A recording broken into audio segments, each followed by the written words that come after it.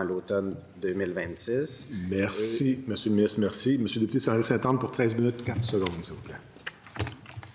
Merci, Monsieur le Président. Monsieur le ministre, j'aimerais ça vous entendre sur la table jeunesse-justice. Ça fait un petit moment qu'on a eu des informations là-dessus. On a parlé dans la dernière année de la DPJ, évidemment du rapport Laurent, de la CDPDJ, du commissaire bien des droits de l'enfant, des réformes. Donc voilà, je vous la pose là, très globalement pour savoir où est-ce que s'en est rendu le travail de la table jeunesse-justice. Oui. Peut-être juste vous dire, là, en réponse au député de l'Acadie, le CAVAC et Cour d'appel, c'est 5 millions juste pour la Cour d'appel. Avec CAVAC, ça arrive à 11 millions. Celui-là, il est important. Sur la table justice jeunesse, dans le fond, c'est une table avec laquelle j'ai démarré en collaboration avec mon collègue, le ministre des Services sociaux. Donc, on s'est rencontrés à 11 reprises depuis sa création. La prochaine rencontre est prévue le mois prochain. Puis on devrait être en mesure de produire le plan d'action. Le mois prochain. On devrait être en mesure de produire, donc on devrait s'attendre à avoir un plan d'action d'ici juin, mettons? On est dans la phase finale. Dans la phase finale. Fait que dans les prochains mois, on aura un plan d'action services sociaux justice sur la table. Oui. Il y a possibilité que ceci amène des modifications législatives? Ça pourrait. Ça pourrait. Il y a des bonnes chances. Notamment l'article 23 en lien avec la CDPDJ. Bien, sur votre dernier commentaire, je le commenterai pas, mais c'est dans l'univers des possibles qu'il y a nécessité de faire des modifications législatives. Qui toucherait justice ou qui toucherait la LPJ?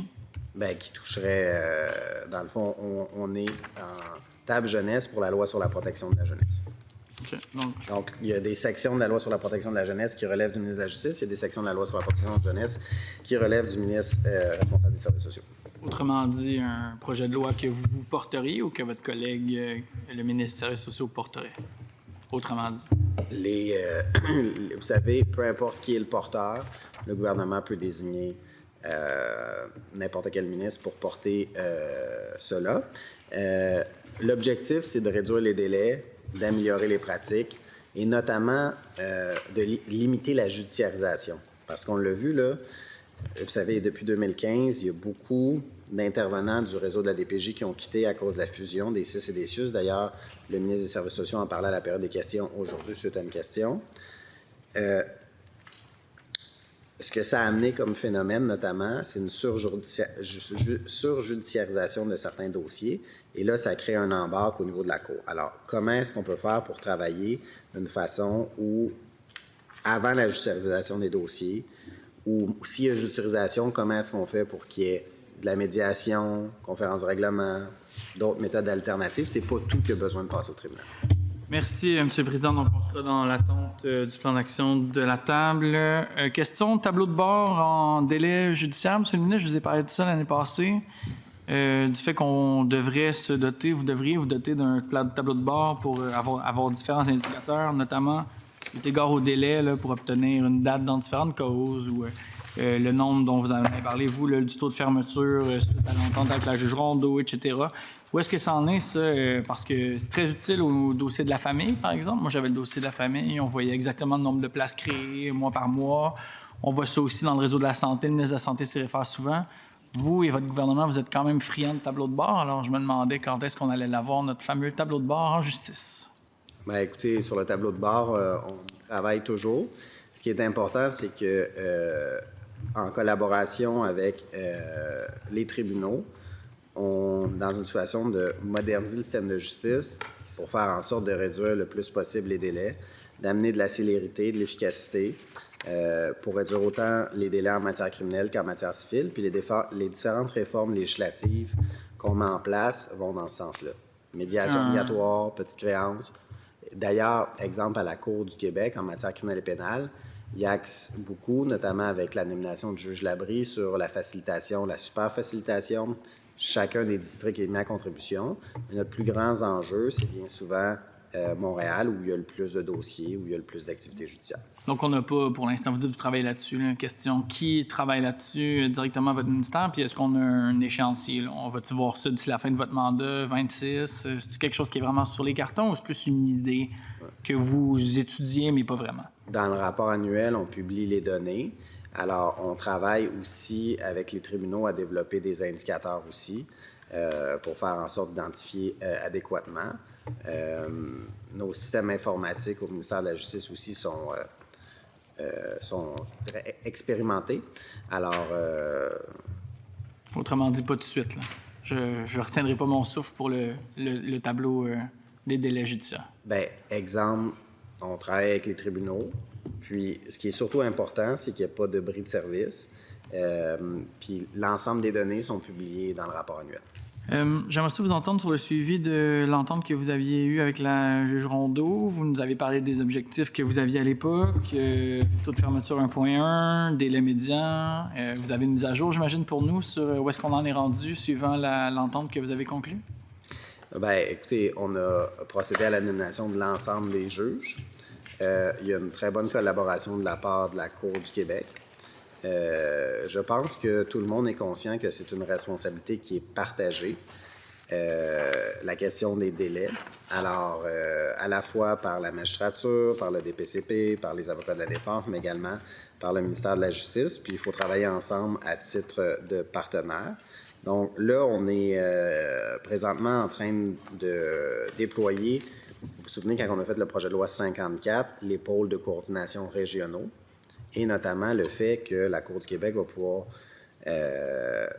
confier aux juges de paix magistrats les enquêtes sur mise en liberté, les comparutions également. Donc, on va y aller par projet pilote pour les...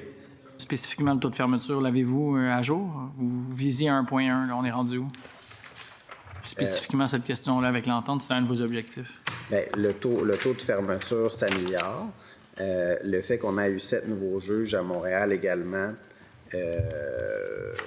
ça s'améliore. Fait que, exemple, la cible qu'on a au 31 décembre 2025, on est à 1,0.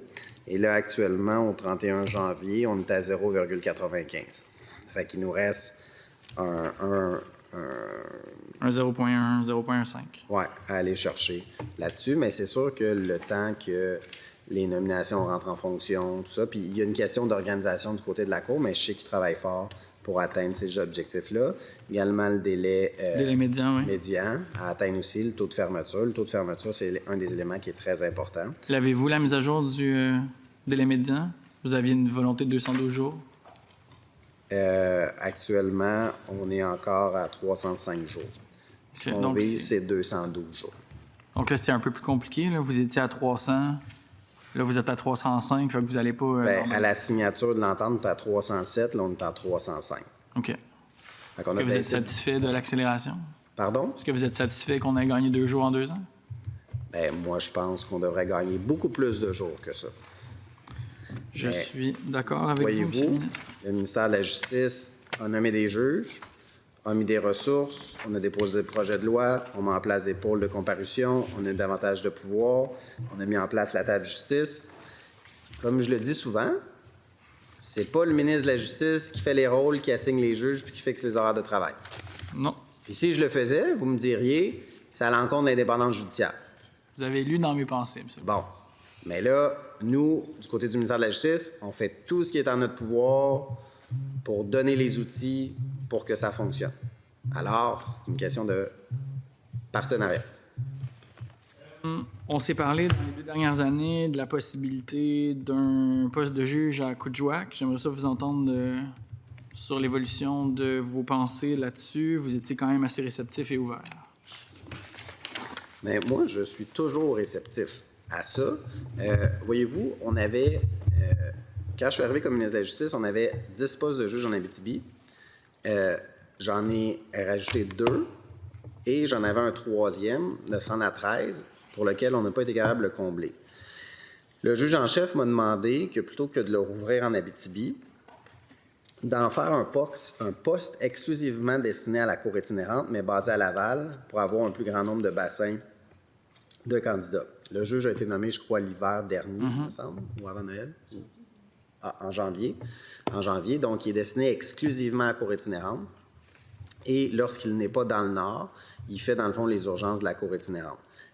Dans les nouveaux postes également qu'on ouvre, le juge en chef me demande également d'indiquer sur certains postes qu'il y a des postes qui sont comme en hybride, fait que ils vont siéger dans leur district. En fait, le juge en chef peut les assigner dans l'ensemble des districts du Québec, sauf spécifiquement lors de l'affichage, le juge en chef requiert de dire, bien, écoutez, sachez que ce poste-là va être un poste que vous allez aller beaucoup plus souvent à la cour itinérante. Alors, je sais qu'il y a eu un appel de volontaires, ils bâtissent une équipe à la Cour du Québec de juges volontaires parce que le fait qu'auparavant, c'était presque exclusivement des juges de l'Abitibi, ça mettait une grande pression sur l'Abitibi, notamment sur les délais. Donc, pour eux, que cette charge de travail-là soit répartie uniquement sur 10 ou 12 juges en Abitibi, ça faisait en sorte que les délais du Sud, donc l'Abitibi, des districts en Abitibi, faisaient en sorte que ça leur mettait de la pression aussi, vu qu'ils étaient souvent partis. Fait que l'idée derrière ça, c'est de faire en sorte de répartir la cour itinérante sur l'ensemble du Québec pour que les délais aussi en Abitibi soient plus raisonnables. Je vais vous poser une autre question, Monsieur le ministre. Vous avez fait, puis on a parlé de ça dans les 2 dernières années, les suivis en dollars constants des dépenses publiques en matière de justice par habitant. Vous m'aviez dit récemment, là, ça augmente constamment. Il y a 2 ans, on était à 160 $ par personne. L'année passée, on était à 167 $ en dollars constants pour l'investissement de la population en justice. Où est-ce qu'on en est pour le présent exercice? Je vais vous dire ça. Alors, donc, dépenses publiques en justice par habitant. Donc, en 2016, on était à 113 $ et en 2023-2024, on était à 205 $. Donc, c'est une courbe constante. Puis la moyenne, supposons qu'on prend l'Ontario, la Colombie-Britannique, l'Alberta, on est à peu près à 160 $. Donc, par habitant, on investit une quarantaine de dollars supplémentaires de plus. Que l'année passée? L'année passée, on était à 160 quelques. Donc, c'est un investissement important. Le budget justice, là, depuis 19-20, il était à 1,4 milliard de dollars. En 2023-2024, 1,33 milliard. En 24-25, 1,61 milliard. Puis en 25-26, donc le budget qu'on a déposé, 1,89. Fait qu'on est rendu à presque 2 milliards de budget en justice. Fait que c'est une forte augmentation.